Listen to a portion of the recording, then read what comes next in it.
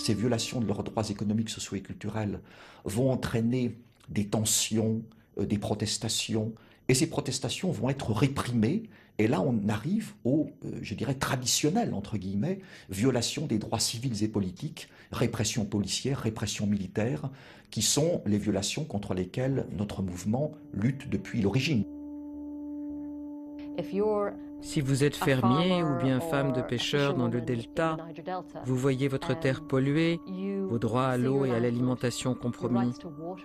Quand vous voulez vous défendre et en parler au gouvernement, votre liberté d'expression, votre droit de manifester sont réprimés par les forces de sécurité qui protègent les pétroliers. C'est précisément ceux qui vous ont privé de vos droits économiques, sociaux et culturels. Et là, ça devient un cercle vicieux.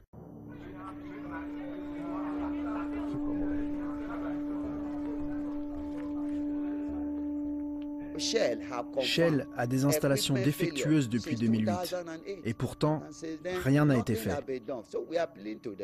On a beau supplier le gouvernement fédéral, la présidence, le gouvernement nigérian, les ONG et surtout Shell International. À qui appartient l'État? Le pouvoir normatif de l'État, qui est la garantie même des droits de l'homme, a fondu comme neige au soleil. Ces sociétés, ces oligarchies du capital financier globalisé, ces sociétés multinationales, transcontinentales, ont un pouvoir comme jamais un pape, un empereur, un roi n'a eu sur cette planète. Nous disons au gouvernement hollandais, français, italien, l'activité de vos compagnies pétrolières dans le delta a un impact dévastateur. Vous pouvez les contraindre à faire certaines choses. Et d'ailleurs, ils pourraient les faire, car il n'y a aucun obstacle légal. La seule chose qui l'empêche, c'est le manque de volonté politique de changer les choses. Amnesty International appelle les gouvernements à agir, mais dans le même temps, les lobbyistes des compagnies pétrolières, qui disposent d'énormes budgets et d'entrées auprès d'hommes politiques influents, font campagne en sens inverse. Alors, on se bat pour que ça change, mais la lutte est très difficile face à ces adversaires extrêmement puissants.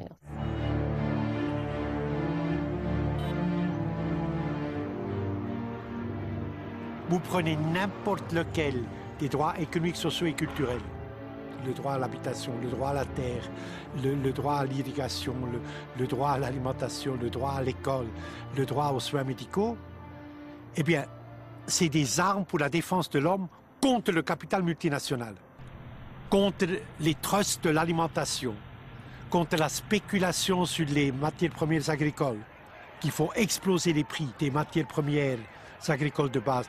Parce que les grands hedge funds, les grands spéculateurs, les grandes banques, quand ils ont perdu beaucoup d'argent dans les bourses financières, ont migré sur les bourses des matières premières, le Chicago Commodity Stock Exchange et d'autres, et là font, avec la spéculation sur le riz, le maïs, le blé, le soja, etc., des profits astronomiques. Et ceux qui payent ces prix ensuite, eh bien, c'est les peuples du tiers-monde, ou concrètement les États. L'Éthiopie, Djibouti, Kenya, etc., n'ont pas les moyens de créer des stocks de réserves suffisantes pour affronter la catastrophe de la sécheresse. Et les gens meurent.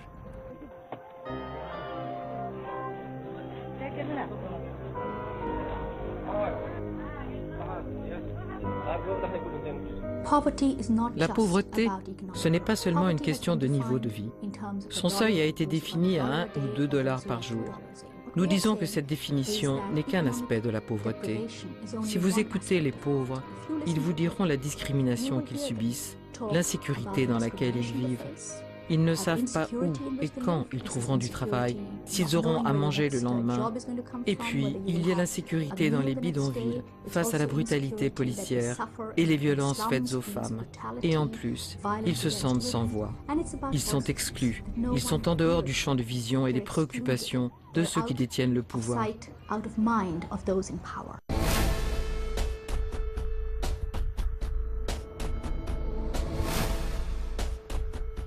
Aujourd'hui, où nous parlons, tous les 5 secondes, un enfant en dessous de 10 ans meurt de faim.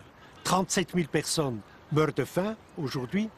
Et plus d'1 milliard de personnes sur les 6,7 que nous sommes sont gravement et en permanence sous-alimentées. Et le même World Food Report de la FAO, que personne ne conteste, dit que l'agriculture mondiale, dans l'étape actuelle de son devenir, pourrait nourrir sans problème, normalement, 2200 calories individuelles par jour, normalement 12 milliards d'êtres humains.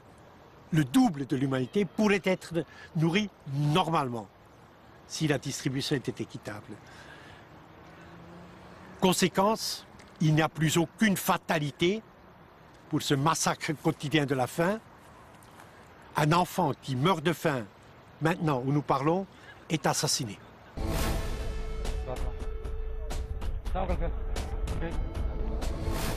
Un constat qui fait du droit à l'alimentation l'un des combats prioritaires de ce siècle. Alors comment les tenants de l'ultralibéralisme, qui avaient promis opulence et prospérité, expliquent-ils qu'aujourd'hui un quart de l'humanité vit dans l'extrême pauvreté? En 2000, l'ONU s'était fixé comme impératif à l'horizon 2015 8 objectifs de développement pour soutenir des initiatives locales de réduction de la pauvreté, de la faim, des mortalités maternelles et infantiles, des périls écologiques. À 4 ans du terme fixé, on en est loin. Amnesty s'est donné pour mission de veiller à l'application de ces objectifs et de harceler les États pour qu'ils respectent enfin leurs engagements.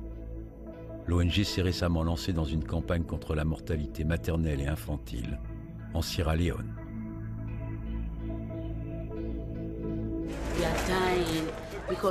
Nous mourons parce que nous ne sommes pas instruits, parce que nous sommes pauvres. Nous mourons parce qu'il n'y a personne pour entendre nos histoires. Dans nombre de pays pauvres, 1 femme sur 7 meurt en donnant la vie. La principale cause de ces décès est le coût des soins médicaux. Pourtant, les autorités du Sierra Leone avaient lancé un dispositif de gratuité pour les femmes enceintes. Mais bien souvent, il n'est pas appliqué par manque de moyens financiers.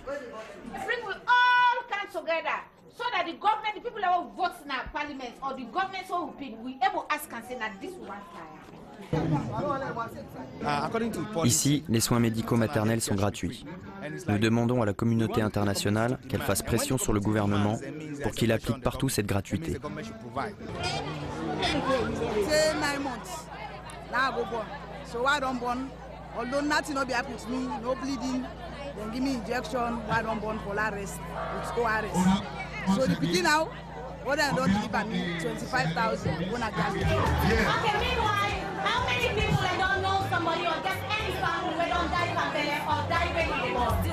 La mortalité maternelle qui laisse chaque année plus d'1 million d'enfants orphelins est l'une des conséquences les plus dramatiques de la réduction des budgets de santé imposés aux pays pauvres par les organismes financiers intergouvernementaux.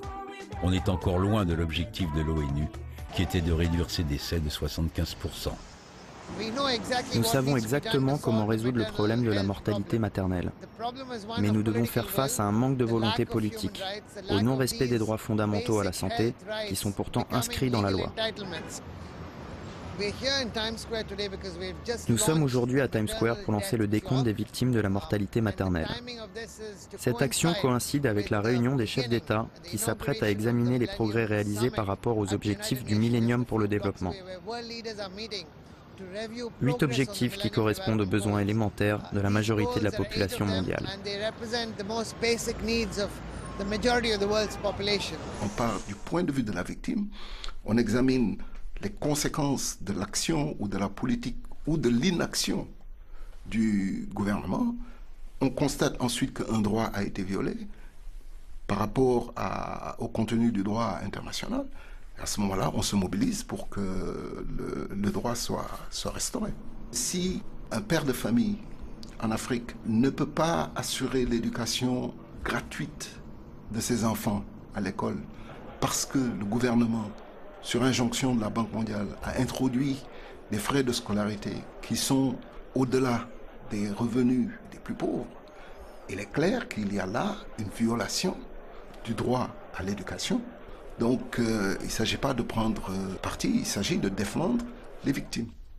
Exactement de la même manière qu'on défend les victimes des violations des droits civils et politiques.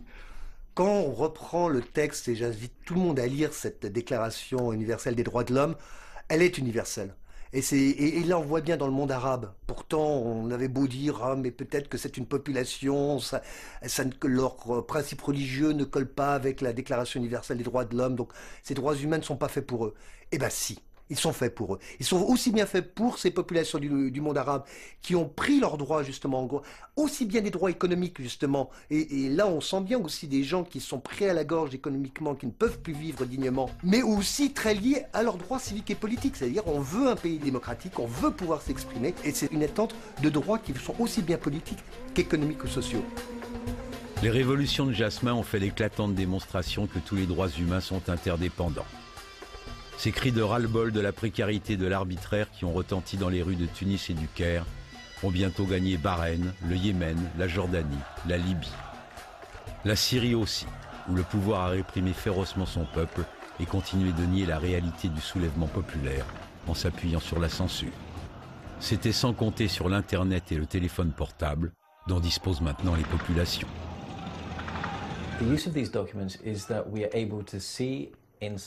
Ces documents sont utiles parce qu'ils nous permettent de voir ce qui se passe en Syrie, alors que le pays est fermé. Autrement, on ne pourrait pas vérifier ce que les gens nous disent. Sur ces images, on voit des gens dans la rue, on entend des coups de feu, on découvre des corps allongés avec une balle dans la tête. Ces images corroborent les témoignages qui viennent de l'opposition, et du coup, ça sape encore plus les arguments du gouvernement syrien sur ce qui se passe dans le pays. Ce